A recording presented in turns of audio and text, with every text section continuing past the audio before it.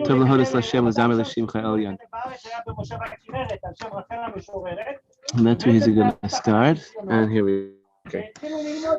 So, this is the fourth Torah in the Beis Yaakov and Parshas Bahar. Tov lahodos Lashem to Yud Kei Vav Kei. Hainu l'Shem Havaya Baruch Hu. It's good to give thanks to Yud Kei Vav Kei. Shezeh Hashem. What is this name about? Mechaber u'mekasher hakol. It's what connects and ties everything together. Shem Rachamim. That's why it's called the name of Rachamim, of love and mercy. Shepirusho more shemehave kol habriyim. What it means is that it gives existence to all of creations. It gives existence, gives space, like we said before in that other Torah we're learning. Each person has that amazing Rishus HaYachid of their own existence given to them by Hashem. This is coming from the name Yud Kei Vav Kei. It gives existence to all. It has room for all. Rachamim comes from the word rechem, which means a womb.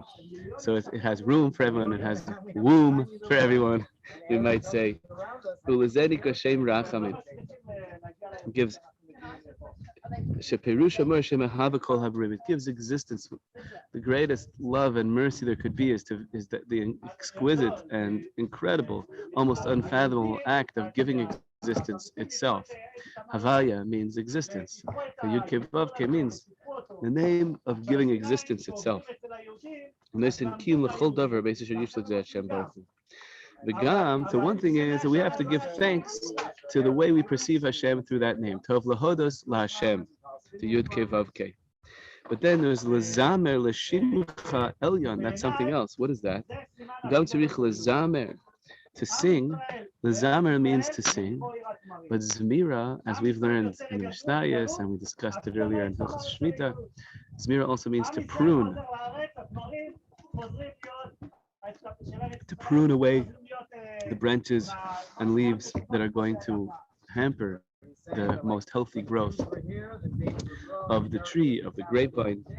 So he's saying here, Lezamer hainu litzamtzem. It means to constrict ourselves. So on the one hand, it's an amazing thing. Music, on the one hand, is a very expansive thing. Zmira, to sing. Zmiros that we see on Shabbos, Lezamer, Klezmer, because we're Klezemer. On the other hand, music, in order for it to really work, it has to be utterly precise. The timing has to be right. The notes have to be right. Music is built on Gevaldik Gevura. This is why the Levium come from the side of Gevura, and they're the ones who play the music in the Beis HaMikdash, as opposed to the Kohen comes from the side of Chesed. To lezamer l'shimcha elyon, hainu litzamtzem l'shem shenikra elyon. It means to hold ourselves back and not think that we have it all figured out in terms of that name that is called Elyon. V'hu seichel hashpa chadasha. What is Elyon? Is brand new consciousness. Hashem Yisbarach mashpia b'derech dilug. It says the way that Hashem not just gives existence, but the way that Hashem gives perception to His creations in a way that skips levels. In a way that skips levels and reaches us not by way of normal processing, but rather skips levels and reaches us in a very wondrous way.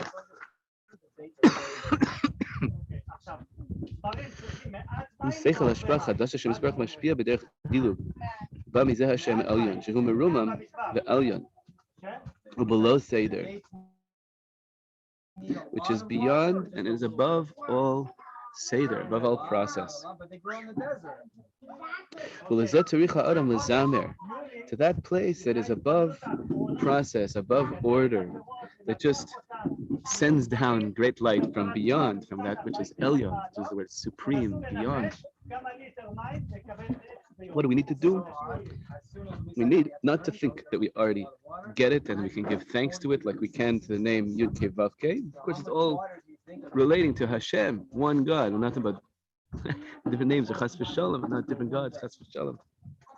It means in terms of how do we relate. There's a level that we relate that is called Yud Kei Vav Kei, that we're just thanking Hashem for existing.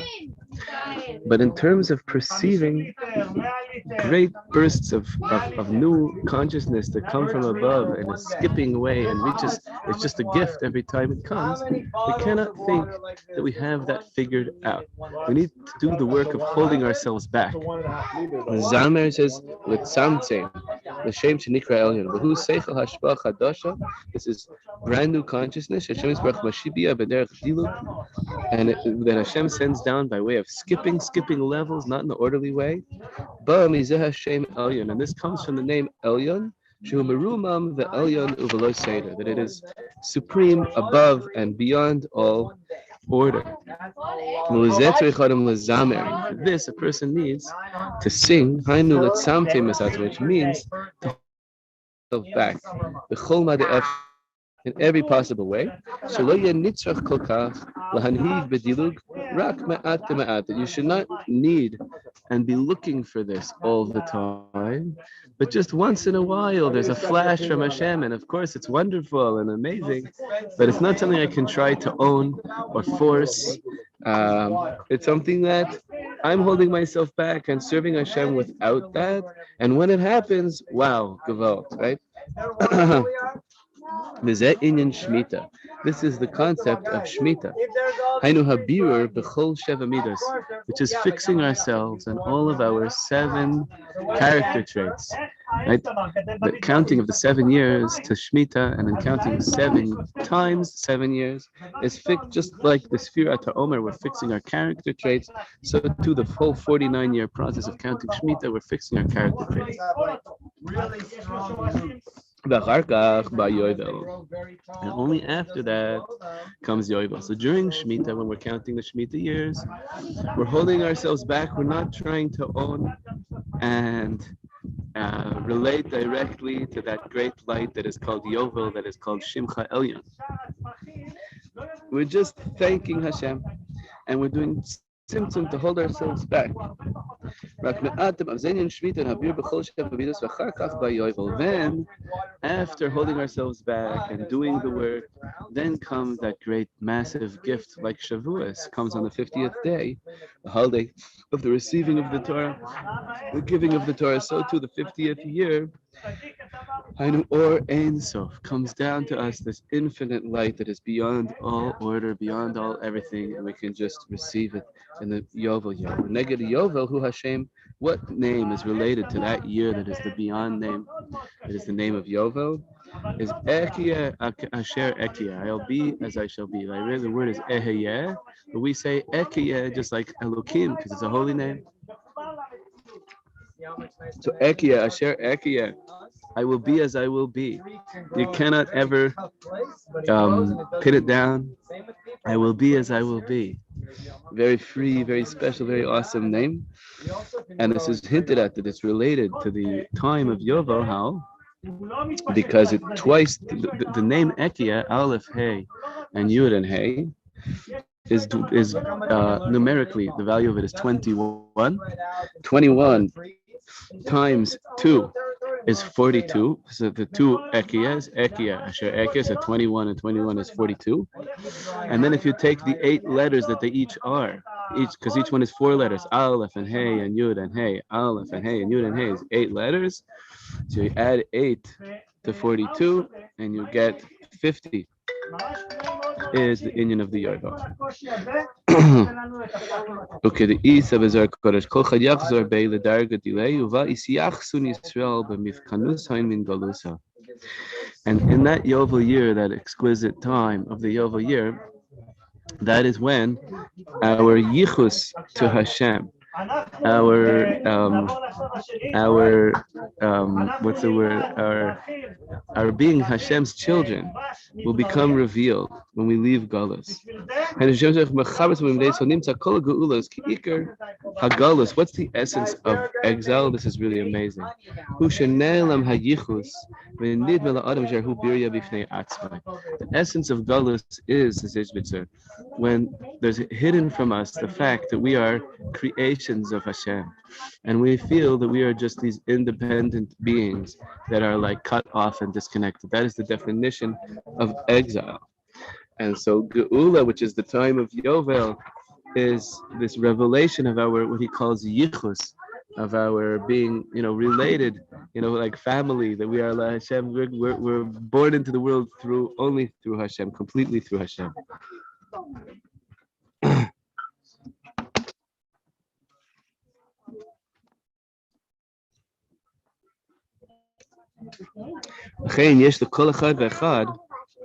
Tana. So it's only because of our sense of being independent existence, of being this shattered piece that is not connected to the whole, that is not, an outgrowth of God, that we have complaints. As the psukim say, many psukim in Tanakh, about how a human being can never really be perfect. But the moment that Hashem will kind of raise the curtain and show us how we're all connected to Him, we're outgrowths of God.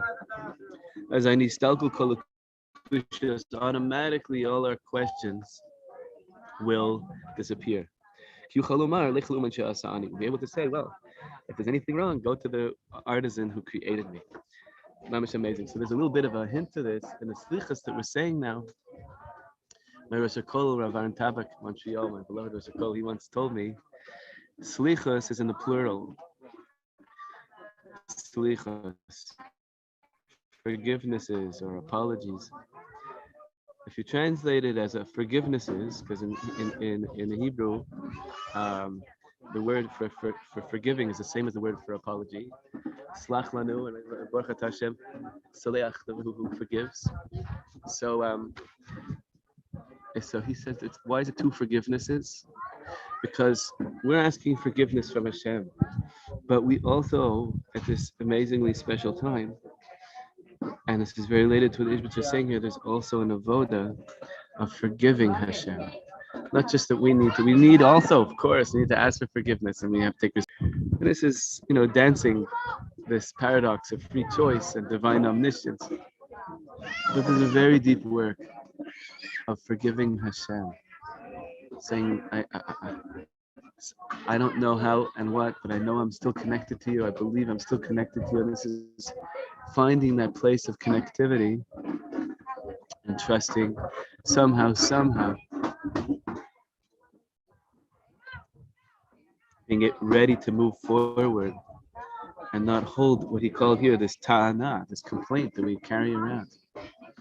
We all carry around a complaint against Hashem because we feel like separate beings. And so this very exquisite time now of slichas, as we're asking forgiveness, also a time to actually think about forgiving Hashem. Very profound, and mamas can't do it justice in the short time we have. But okay, this is Hashem Yisbarach. Now we're moving into beer. I'm going to talk today about beer, a little bit more tomorrow, and I'll show you some actual calendars. Bezat Hashem. I tried looking today and I couldn't find any yet for this year. I'll see if I can find for this year calendars of when the beer needs to be done. So, as we've said, the pasuk says of Vayikra Perek Chaf Hey, pasuk Zayin, that the food of the 7th year of the Shemitah year needs to be left out and available to the animals to eat. And they're learning out from there that only so long as the food is available to animals out in the field, that's how long people can keep eating those fruits or vegetables, unless they're svichim, wherever they, even though I might have some storage process for the apples, but when there's no longer any apples, out in the field, I have to do biur. We're going to learn what biur exactly is. It has to do with declaring the fruits ownerless, as we're going to see exactly how to do it. So first of all, kosher Michael anything that is a human food or animal food needs to have biur done when the time arrives. That is no longer available for beasts of the field. Um, this includes juices that have holiness of shvis, vessels that one cooked shvi'is fruits, and the taste went into those vessels. And now comes the time of the beer. Do I have to declare my vessels, my pots, ownerless? No. And you don't, and you also do not have to kasher those pots. So we don't have to worry about beer in terms of our vessels, in terms of our pots and pans. The oats are based in, which we're going to talk more about tomorrow and the next few days till Rosh Hashanah. The oats are based in, which is fruits that is um, by a rabbinic body, ownerless, that the fruits remain ownerless the whole way through the chain of production until they get distributed to people who will pay something, but it only covers the labor, and the fruits are much cheaper. The wine, the grapes is much cheaper. So if at the time of beer, those fruits are still under the ownership of the Beis Din, so since they never stopped being ownerless, they're already ownerless. They're automatically ownerless, and therefore there's no mitzvah of beer. Beer is only a mitzvah on Shemitah fruits that have been acquired by a private individual. So if the person took fruits, bought fruits from the Otzar Beis Din,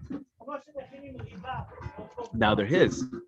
So when the time of beer comes, he's going to have to do beer. But the fruits that are still sitting in the storehouses of the Otzar Beis Din, even though the time of beer comes, do not have to be declared ownerless. Fruits that grew in non-Jewish fields, according to the opinion that does not hold of the heter mechira. Again, we're going to talk more about this tomorrow in the next few days. That means that the fruits there still have the holiness of shvis. Then there is a argument, and there's a strict opinion that holds that you still have to do beer even on those fruits that are grown by non-Jews. We'll discuss that further when we get to heter mechira.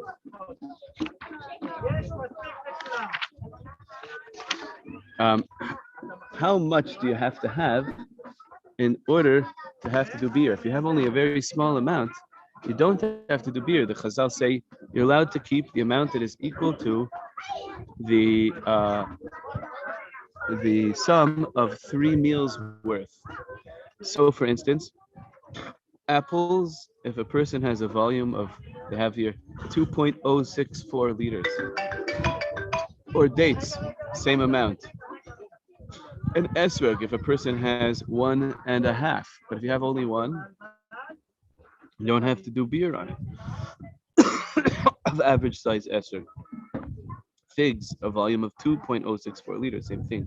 Fig cake, 720 grams. Pomegranates, 3. Peaches, 7.5. Walnuts, 15. So, furthermore, this applies to each member of the household. So if you have a few people, then each person has the right to that amount. So beer is only when you have more than that. What's the idea? Is that that amount, it's understood or expected that it will be eaten soon enough, and it's a negligible amount, and it's not considered part of the mitzvah of beer. What about liquids such as wine? That's the amount on average drunk in 3 meals, and they say is 255 grams. Okay. That's in terms of the amount. How exactly do you do beer? So when the time of beer comes, who has man to call it a Kol min bismano. Each thing in their time. And tomorrow I'm going to give an example with some calendars. Hopefully I'll find a calendar for the coming year. And I'm not sure if it's been made yet, because it may depend on rain and so on. So we'll see tomorrow more about that. But when the time of the beer comes, this is the time when there's no longer any more of that type of fruit out in the field for beasts to eat. So what do? We'll speak a bit more soon about exactly how do we calculate when that time is. But first, what exactly do you do to do the mitzvah of beer? Is you take it out to the public thoroughfare, Shusa Rabim, that which you have, that's more than the amounts that we said, and you say in front of 3 people, Peiros Eile Hefker Lakol. These fruits are hereby ownerless for all. And one should do this on the date of the last day that these fruits can be found, up until the sunset. The 3 people that you have standing next to you who hear you saying the Hefker, declaration of ownerlessness, it's okay if these are people who know you and love you, and you know that they won't take that which you are declaring ownerless, and it's fine. You can just take it back for yourself after that. With this Hefker, he's done the mitzvah of beer, and he can then take it back. How about these 3 people? It needs to be at least 2 adults, and it can be 1 child above the age of 7 can also be. But it does not work if those people are your family members. It can't be children who eat at your table or a wife. It needs to be 3 people who are outside of the household. Some say that if you're, for some reason, maybe there's a seger or who knows what, not allowed outside, you could theoretically, we may need to rely on this, who knows, hopefully not. But there are those who say it's enough to also take it, if you live in an apartment building, to take it out into the stairwell, the public stairwell, if it's open to the street and you have 3 people there, you can do it there too.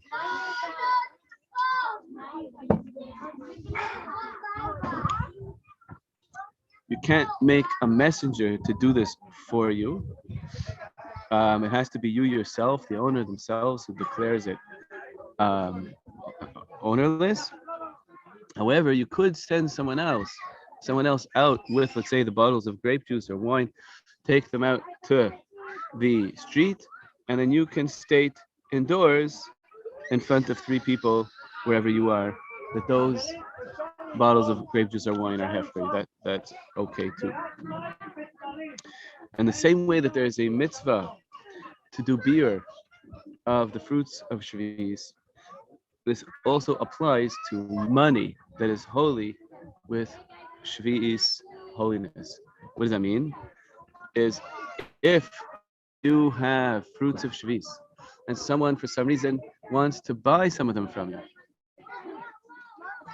we didn't get into the halachas of this because it's much less prevalent for us laymen, but it could happen, and one is allowed to sell small amounts as long as you're not doing it for a profit and as long as you're not making it into a kind of a public business. But in a small way, somebody comes and wants to buy some fruits that we make, who knows, maybe, we have a lemon tree in our backyard. Theoretically, we could make a lemonade stand on Shvi'is. My kids could do a cute little thing where they're selling it for negligible amounts, but the money that they get for each glass of lemonade, like we learned before, that you're allowed to, citrus fruits, you're allowed to make them into juices. It's normal use of the citrus fruits. Lemonade is normal for lemons. Then any money that is made is holy with the holiness of Shvi'is. And that money has to be used to buy regular fruits or vegetables, and the holiness transfers off of the money onto, let's say I go to a store and I buy tomatoes from outside of Israel.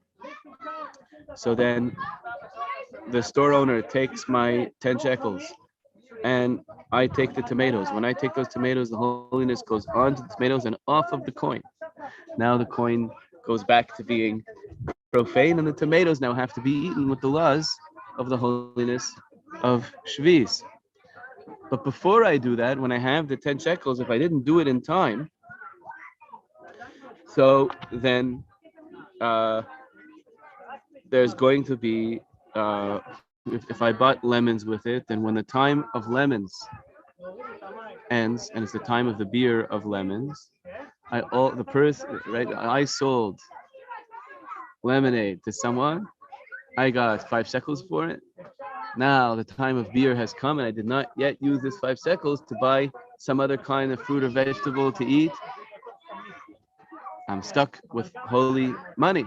What do? I have to do beer on the money also. And I have to do it the same way that you do with fruits. You have to take it out and put it in the public thoroughfare and declare in front of 3 people, this money is hereby ownerless. Then you can take the money back, and it still retains its holiness of Shvis. And I will then have to buy food with it, fruits, vegetables, and eat it with holiness of Shvis. Same thing with the fruits themselves, by the way. If I reacquire them or anybody else comes and acquires them after I've done the biur, after I've made them ownerless, well, okay, now they're allowed to eat because you've done biur within the prescribed time. However, the fruits retain their holiness, and so they have to be eaten according to all the laws as we've seen of how Shemitah fruits need to be eaten. Fruits of Shemitah that left Eretz Yisrael and were brought to Chutz La'aretz. Sometimes this happens. This happened one time. We bought wine at the border between the U.S. and Canada, and just didn't really pay attention. Looked like a good hechsher, like a lot of Hebrew. You get one of these fancy hechsherim. We didn't really read it properly, and then I looked at it again. Actually, it was a gift. It had been a gift. When I looked at it on night, I said, "Oh my gosh, it's Kadosh B'Kedushas Shvis, and it's after the time of the beer. It's after the time of the beer. What do I do?" So, at the time, I hadn't really learned the laws of Shemitah very well. I was in Montreal. I ran next door to my rabbi's house, and he said, and I still had the bottle of wine in my hand. He said, "It's a good thing you still have the bottle of wine in your hand because it's move it on Shabbos, because Shemitah fruits that have passed the time of beer need to literally be destroyed. You're not allowed to get any benefit from them, and hence on Shabbos, they're muktzah." So I took it back upstairs, and when you're holding a muktzah item in your hand, you don't have to put it down right away. Although that type of muktzah, actually, probably what I should have done is put it down immediately. I think that when you're holding, anyways, any case, I had to pour out the wine down the sink and destroy it because the time of the beer had passed. So, but had it not yet been the time of the beer, had I realized that I had Shemitah wine, and then I looked at the Shemitah calendar and I saw the date for beer for wine is, as we'll see, it's Pesach, as the Chazal said. So then I go and I can do the mitzvah of beer in Montreal or anywhere else in Chutz La'aretz. The poskim do say, yes, you can. You don't have to bring it back to Eretz Yisrael to make it ownerless. Do the mitzvah of beer in Eretz Yisrael. You can do the mitzvah of beer in Chutz La'aretz and outside Israel. However, you should not move it from one place to another place, because the Chazon Ish held that to take it from Montreal to Toronto, it would be as if I had just took it out of Israel again. Very fascinating logic. In case the Chazon Ish said, yeah, you can do beer, but don't bring it from one place outside Israel to another place outside Israel. Interesting, strict ruling of the Chazon Ish. Now, how really exactly does the timing work? How do we know exactly when something is finished out in the field, and it's no longer available to the beasts. Said this money begins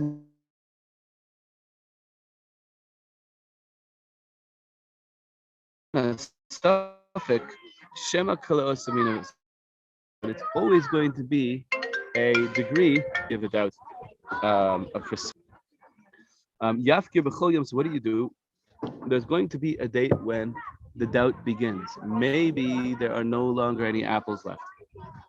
So then each day you need to do a hefker again. That's one opinion. You need to go out and do it and then take it again and do a hefker again.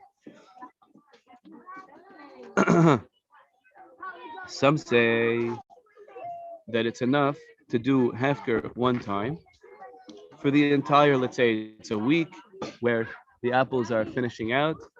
The lowlies close and then not take them back until you know that that its time of beer has definitely passed. Now there's definitely no more apples left.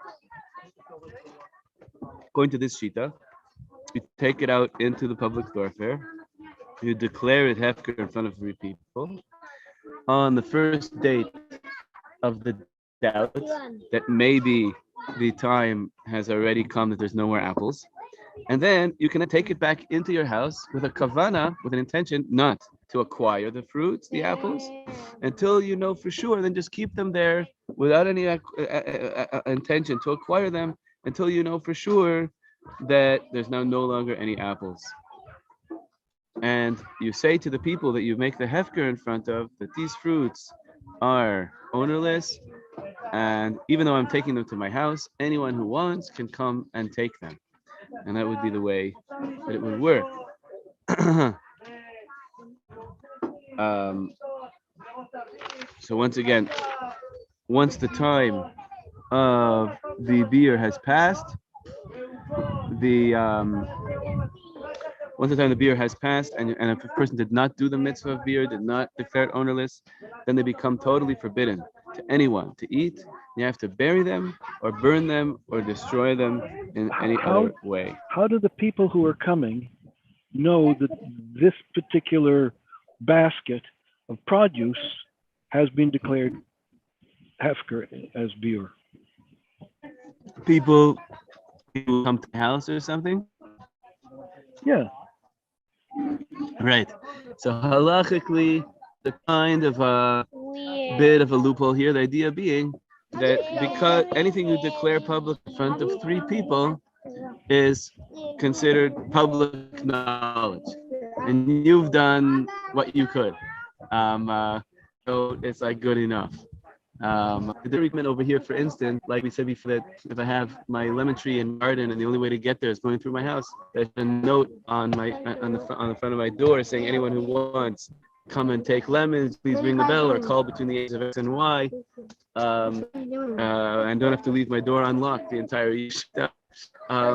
But here, in the purposes of beer, it's enough to have declared it in front of 3 and leave it there in my house. There's the Gemara in Yerushalmi in Masechet Shvis speaks this very ancient thing. It goes way back to the time of Moraim and the Tanaim. That yes, there's this mitzvah of beer, but it's enough to kind of pass it by way of a formality that you declare it ownerless, and that's good enough. You've made it. You've done what to make people aware. You don't have to go so far with it. Even if, like we said, those 3 people are people who won't take it, and you can then take it back. That's a part, and so there's a kind of a leniency with which this is true. Thank you. Sure. A little bit further, fruits that are holy that were so now this applies for both. We're going to talk more about this later this week. And there's heter chira, when you have fruits that is bought from a Jew is sold to a non-Jew. If a person is going to be strict like the Chazon Ish and hold that the fruits that are bought by a non-Jew and last bought by a non-Jew, the fruits still have holiness of Shabbos, and a person buys them from a non-Jew,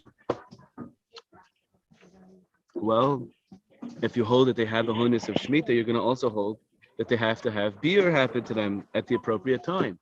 Well, what happens if I buy it from the non-Jew after the beer date has passed? Now what? Can I eat it? Can I not? How does it work? Halacha is you simply do beer the day you buy it, and it's okay. Yisrael hakonim min la'achar zman beer chay levarim b'yom shekana. Do beer the day you buy it.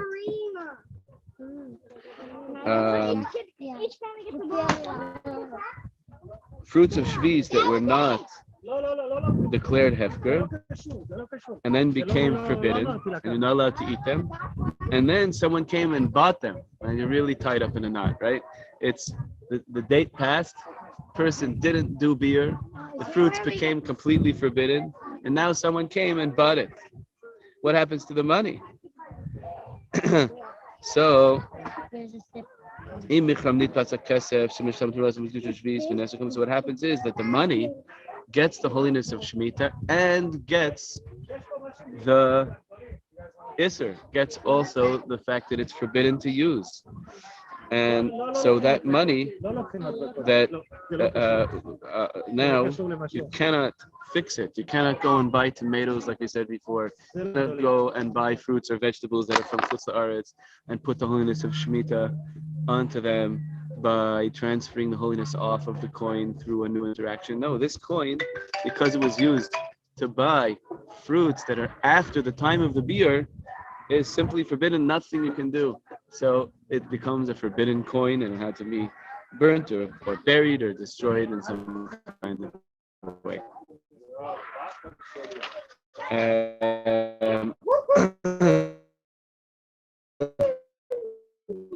Now, in terms of the times of beer, so tomorrow I think I'm gonna show you Bezat Hashem.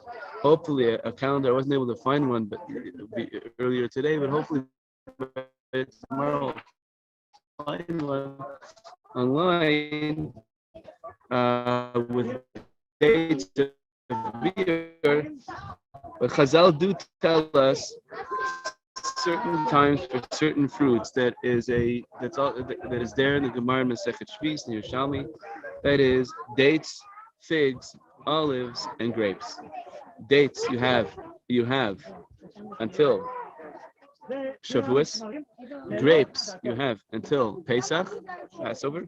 Growth, Hanukkah, and figs you have until the holiday of Hanukkah of the following year. The minhag is that we hold like that. So if there's wine or grapes or grape juice, you have until Erev Pesach, and you have to do beer on Erev Pesach. If you have dates, Erev Purim. If it's olives or olive oil, Erev Shavuos, and if it's figs, it's Erev Hanukkah.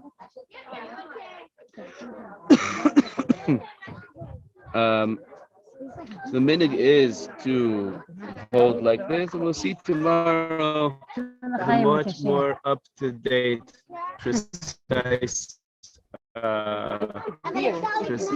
discussion about this. And okay. So in terms of the exact dates, we'll see tomorrow. I'm just gonna make a l'chaim with you. My wife just handed me date beer. This is something the Gemara talks about time, and so l'chaim should be only